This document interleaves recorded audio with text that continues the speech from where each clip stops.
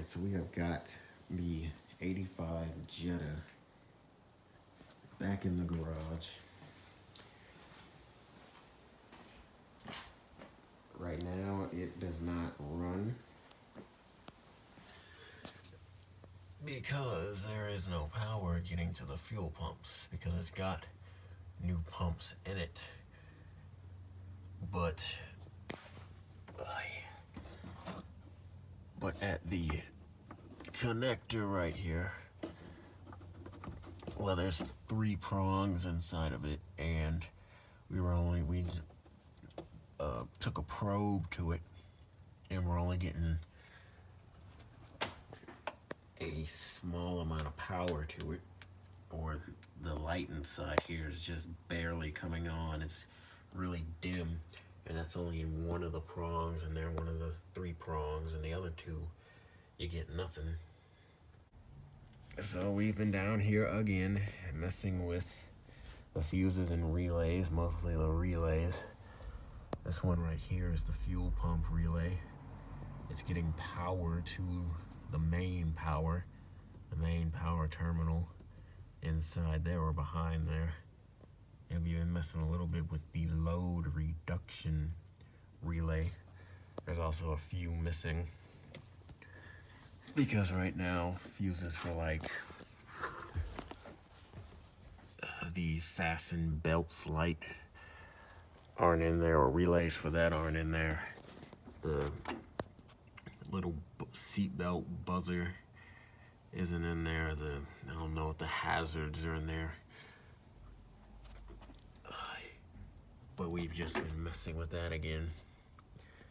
And for some reason, there's no power getting to the fuel pumps. Even after running a jumper wire, still no power, so we're gonna have to figure that out. It also badly needs a bath.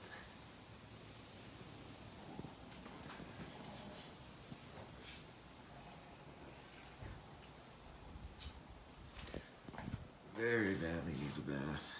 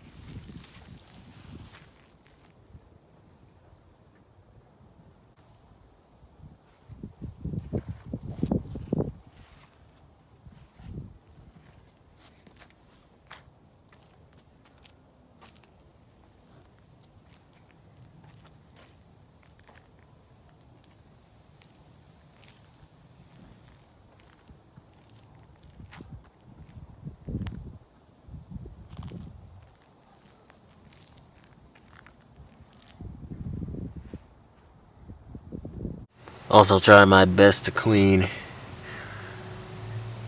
down on these sills here. And in here. Turned out okay.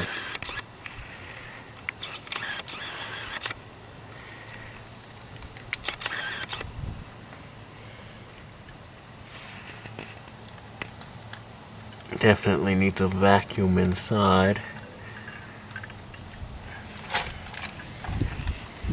And even washing it, I could see why these vapor barriers are needed, because they really do keep water from coming out of the or coming into the interior. And there really are drain holes in the bottoms of these doors. I used to have a glove here to keep the window up because I was winding it up and I wound it too far and it broke. So now we've got a piece of wood in here holding it up till we get that all fixed.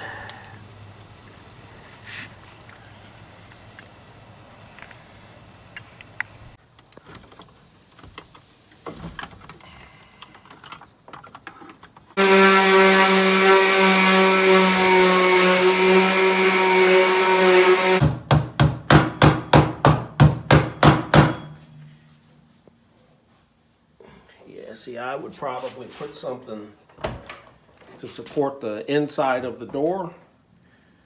That looks not bad. But what you want to do, you want to support behind where it bent here, okay? That way when you tap it back, it'll go back evenly, okay? Yeah. Right now it could go back and you could have a little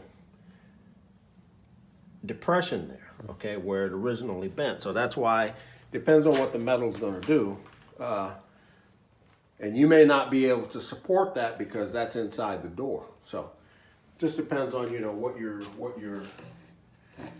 you know, piece of metal looks like as to how you bend it back.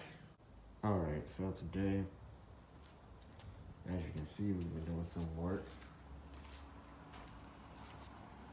I made my very first foray into bodywork. Never done it before at all. Dad taught me, or I was taught how to sand a little bit. And I've been working this. I've also got a few other things sanded with some sandable primer sprayed over them. This is a Duplicolor sandable primer. This stuff here. Also been working the trunk a little bit because some surface rust developed here because the car was sitting outside.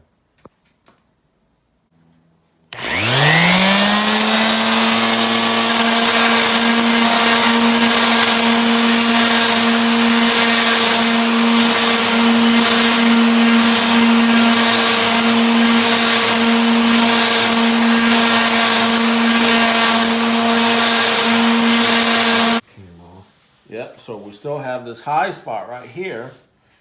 But see, our paper's clogging a little bit. That's why we're getting these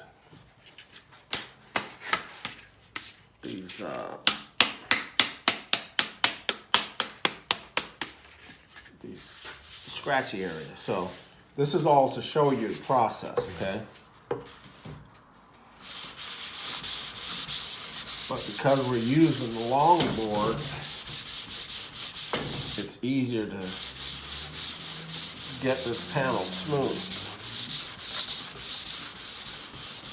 So, what you're seeing once again, remember we had the red paint? So now we sprayed it again with gray paint, just as an example for you. So we've been sanding and you still have a little low spot here because you have the gray paint in there, because remember that's where the red paint was. So we put a little more paint in there. We still have a slight low spot, so now we're seeing the gray paint that we aren't removing, okay? So we're making progress. Now, as for the fuel problem, we think that one or both of the pumps is bad in it because we got power back to the pumps via the connector. There's power at the fuse box. The relay is cooking.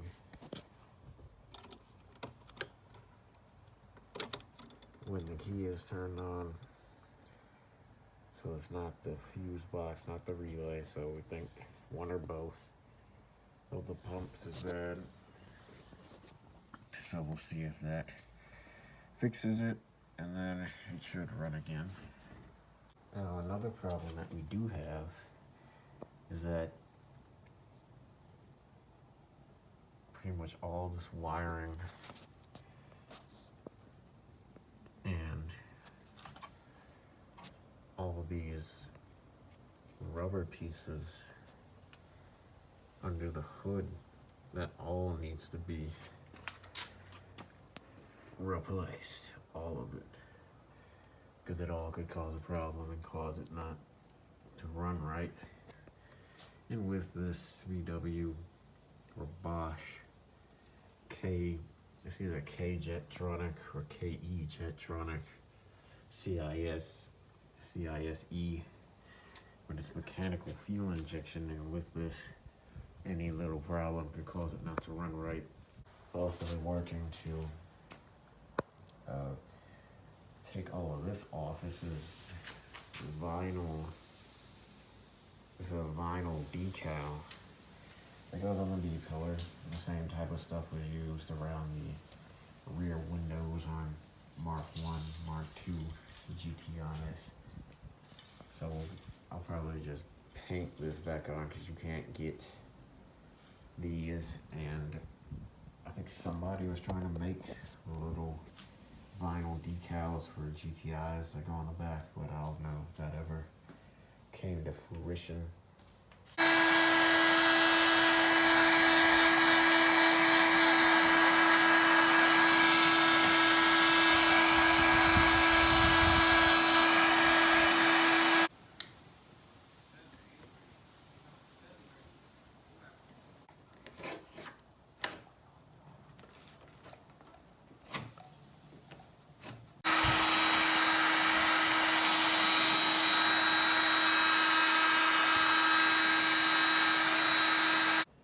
Also been working at getting this off. This, because normally, well, you can't even really see it now. This is where the emblem was. That little spot right there. It's a Jetta GL, and on the GL, in the GLIs, there was a black applique or applique that went across here that was glued on, and this is all the leftover glue from when I took that off. The base model cars that were below the GLs, they had a little plastic trim piece up here, but this rear panel was body color, and that's probably what I'm going to do.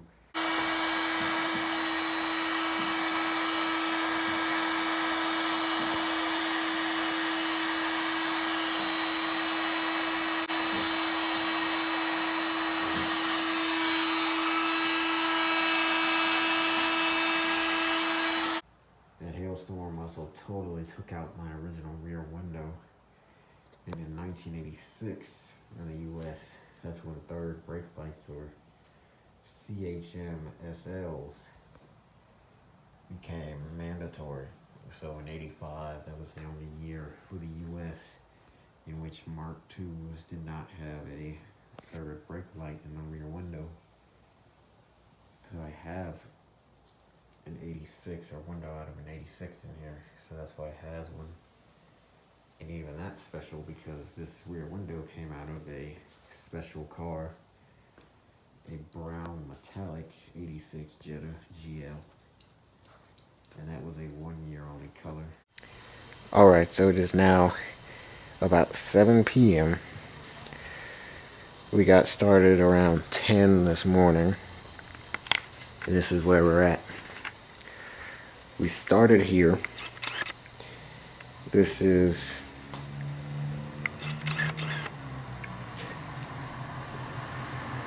the front passenger fender. There used to be a bunch of rust along this top edge here, and then I buffed some of it.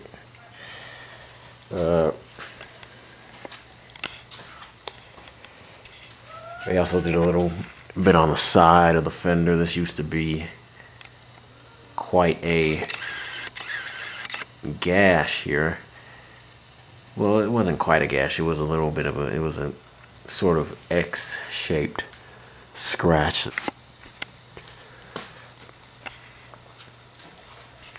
And then there was some rust at the front. We haven't taken care of this because it's right on a body line.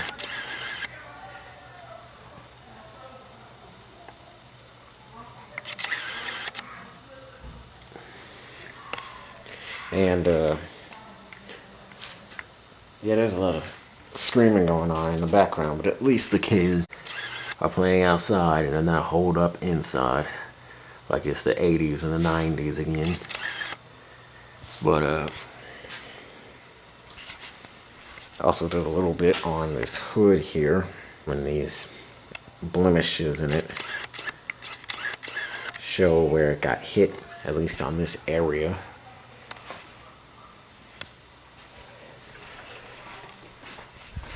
Then I turned my attention to the trunk, so I took care of that, even the smallest spots that I could. You can see I hadn't sprayed anything in about 10 years, and so there were a couple of times where I would get too much on there, and a couple of times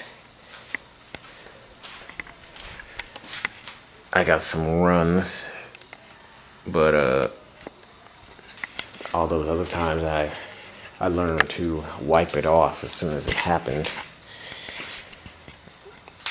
But took care of a lot of surface rust on the trunk. Some of it we moved on to, or some of it because I was using this sander here.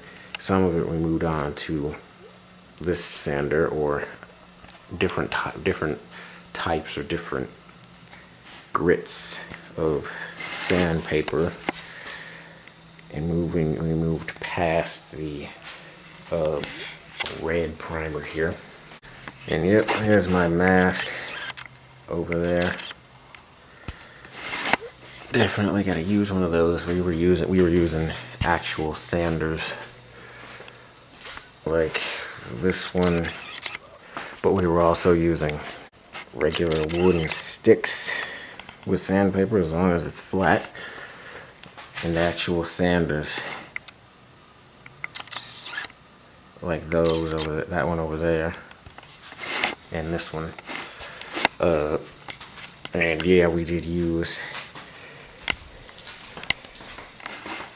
the heat gun, and we had to get it all off. We still haven't technically gotten it all off. And then we took sandpaper up in the crease or crevice here, because that was hard to get off, just a blade, a dull one at that. And there was a sticker right here. You can still see where it was. The heat gun and glue helped with that, helped to get that off. And honestly,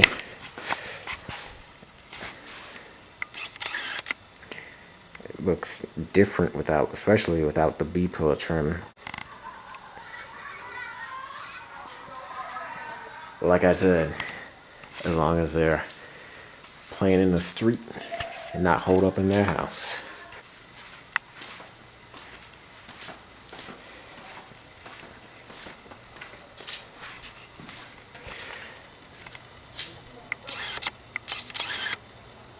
So that's pretty much what we've been doing all day today.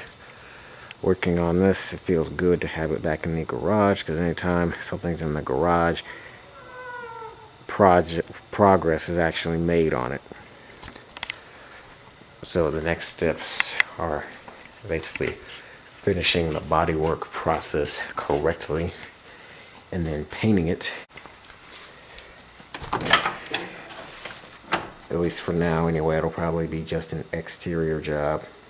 I was also shown 2 ways to fill these in. These are the holes for the marker lights. You can still see the shape of them. They're sort of like a parallelogram shape. I think they're called like banana lights in the enthusiast circles, but we're probably gonna fill these in because on the European cars these are filled in. And let me go on the other side where it's still there.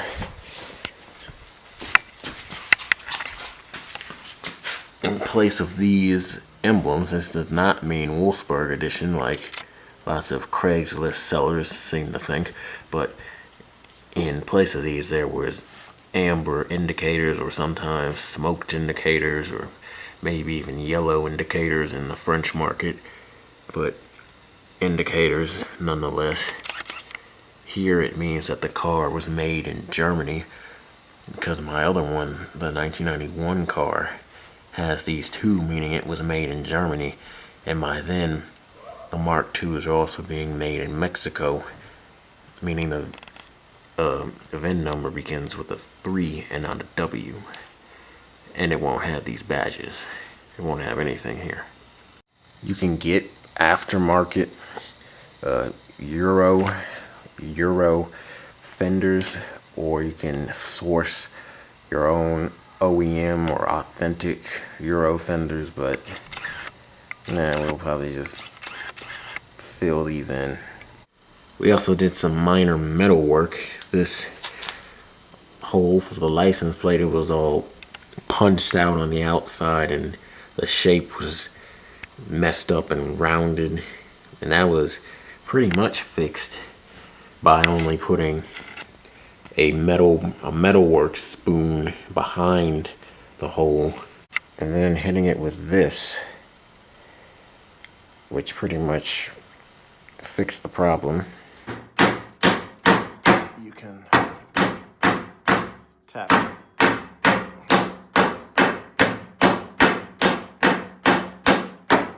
Did the same with this rear panel here, but it needs a lot more work. It's a white car, but it does have some dents and damage in it, because possibly, maybe not because of that, but the car has been hit before. You can also kind of see it on the bottom right here. It's been hit in the rear before, and without the car being on jack stands, we got to measure it again, but we measured from the ground to the base of the bracket, and on one side it was 16.5 inches, and on the other side, or no, on this side it was 16.5 inches, on this side it was 16.25 inches. So, or 1 foot and 4.5 inches, 1 foot and 4.25 inches. So we're gonna have to further investigate that. Plus, I remember when I got this car, maybe 5-6 years ago now, back when it had the bumper, like the steel rebar that goes across, or actually mounts to these brackets, and then the bumper cover, when we took those off, one of these brackets was bent. And we don't remember which side it was. I might have to look at some old pictures, but if it was this side, I wouldn't be surprised. Also got to fill these holes in. This is, my uncle owned this car and gave it to me, and he had